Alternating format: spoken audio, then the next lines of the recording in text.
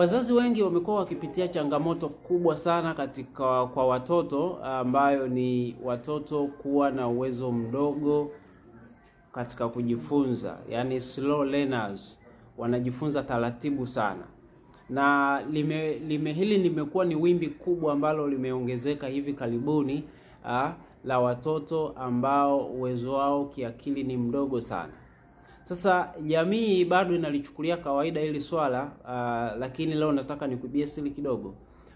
Ni kwamba Chuo Kikuu cha Western wamefanya research na wamegundua kuwa, na baadhi ya research zingine, lakini wamegundua kwamba afya ya akili ya mtoto inaenda sambamba na afya ya tumbo ya mtoto. Na kwenye afya ya tumbo ya mtoto ni swali linalokuja ni kwamba, je, mtoto wako unamlisha nini? Unamlisha mtoto kujenga ubongo au unamlisha mtoto kubomoa ubongo? Hilo ni swali la muhimu sana.